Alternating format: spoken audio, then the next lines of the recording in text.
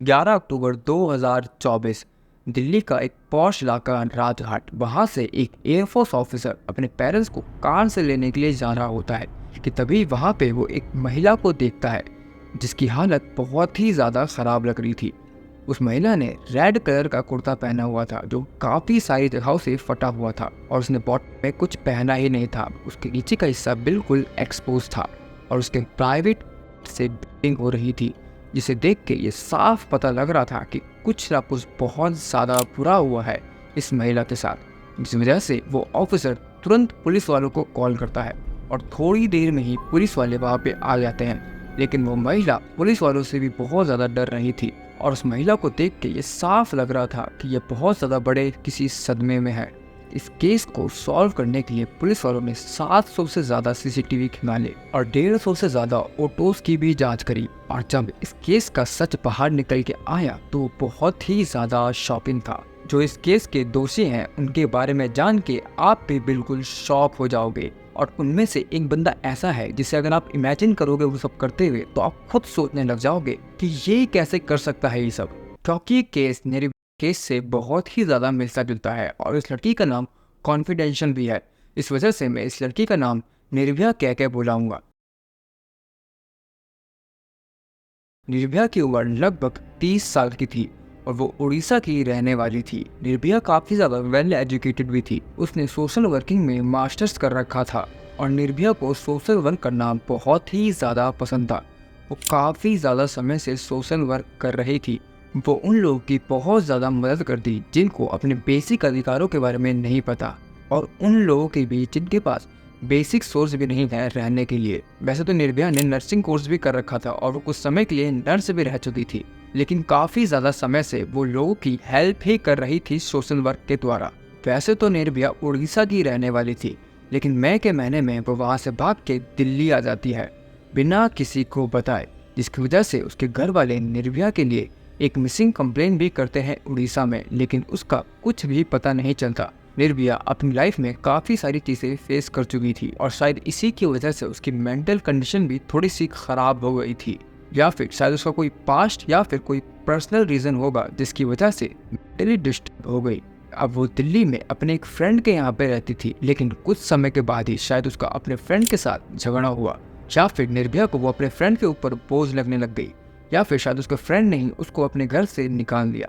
अब ये तो नहीं पता कि उनके बीच में क्या हुआ था, लेकिन कुछ समय के बाद निर्भया उसका घर छोड़ देती है, जिसके बाद निर्भया के पास कोई भी ठिकाना नहीं होता रहने का। उसके बाद निर्भया किशनगढ़ की तरफ आ जाती है, जहाँ पे वो कुछ नन लोगों के साथ रहने लग जाती है, लेकिन वहाँ पे भी वो ज़्यादा दिन तक नहीं टिकती। कुछ दिनों के बाद ही वो वहाँ से भी निकल जाती है। अब उसके पास कोई भी रहने का ठोस ठिकाना नहीं था। वो कभी तो स्टेशन पे सो जाती और कभी वो सरकारी शेल्टर्स में रुक जाती, लेकिन उसके पास कोई भी घर बोलने वाली जगह नहीं थी। 10 अक्टूबर 2024 निर्भया कश्मीरी गेट से आईटीओ की तरफ निकलती है और उधर जाने के लिए काफ़ी सारे ऑटो को रोकती है और उसके अंदर बैठती है। लेकिन जैसे ही ऑटो वालों को यह पता चलता कि इसके पास एक भी रुपये नहीं है तो वो वहीं पे उसको उतार देते। बहरहाल अब वो एक मेट्रो स्टेशन के पास पहुंचती है और वहीं पे ही बैठ जाती है और वहीं से ही एक प्रमोद नाम का व्यक्ति अपनी कबाड़ी की दुकान बंद करके वापस आ रहा होता है। प्रमोद ने बहुत ज़्यादा पी रखी थी, जिसकी वजह से वो सही से चल भी नहीं पा रहा था।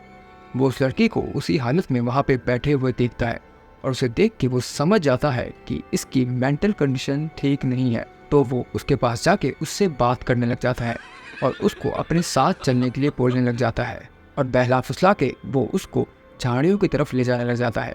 और इतनी ही देर में एक शख्स और, जो कि उस एरिया का मशहूर भिखारी था, जी हाँ भिखारी, जिसकी टांगे तक नहीं है। इसी के बारे में मैं आपसे शुरू में बोल रहा था कि एक व्यक्ति है जो कि आप इमेजिन नहीं कर सकते कि हो सकता है, वो भी प्रमोद को ज्वाइन कर लेता है और उस भिखारी का नाम होता है शमसुल। वो दोनों लोग उसके साथ झाड़ियों में जाते हैं और अपने नापाक इरादों को अंजाम देते हैं।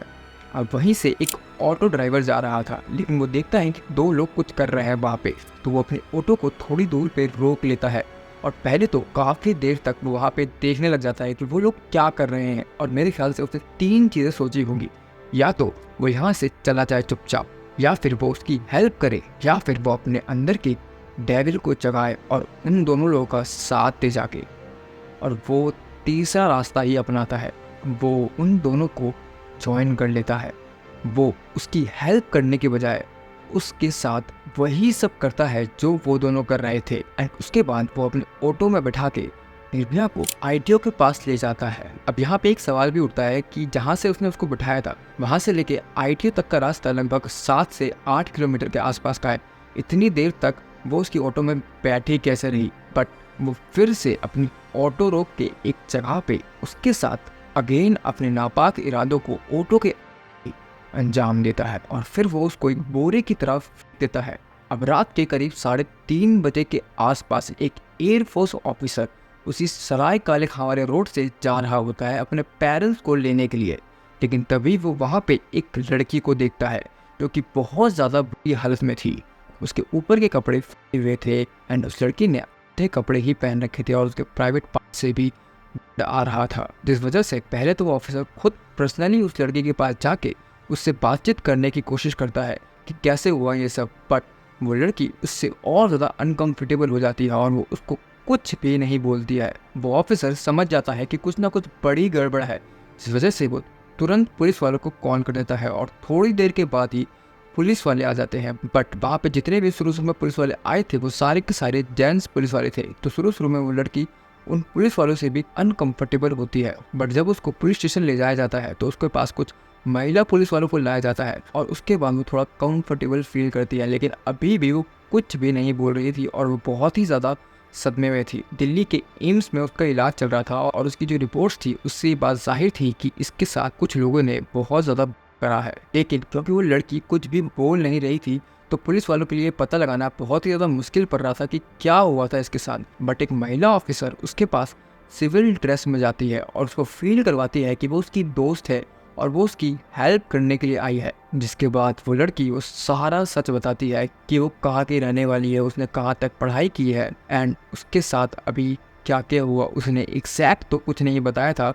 और उसने 3 लोगों की तरफ इशारा करा था, ऑटो ड्राइवर और एक लंगड़ा इंसान और एक और शख्स। पुलिस वाले लगभग 22 दिन तक इस केस के ऊपर काम करते हैं और इन दिनों में इन्होंने लगभग 700 से ज़्यादा सीसीटीवी फुटेजेस निकाले और 150 से ज़्यादा ऑटो ड्राइवर से बात करी और फाइनली उन 3 लोगों को पकड़ लिया। पहले तो पुलिस वालों ने उस ऑटो ड्राइवर को पकड़ा एंड उसके बाद उसी ने ही उन दोनों के बारे में बताया, जिसके बाद पुलिस वालों ने प्रमोद और शमसुल को भी पकड़ लिया और अब ये केस कोर्ट भी जा चुका है। और मैं होप करता हूँ कि उन लोगों को उम्र कैद की सज़ा हो या फिर मिनिमम 20 साल की सज़ा तो बनती ही है। इस वीडियो का मोटिव किसी को ठेस पहुँचाना नहीं है, बस जागरूकता फैलाना है।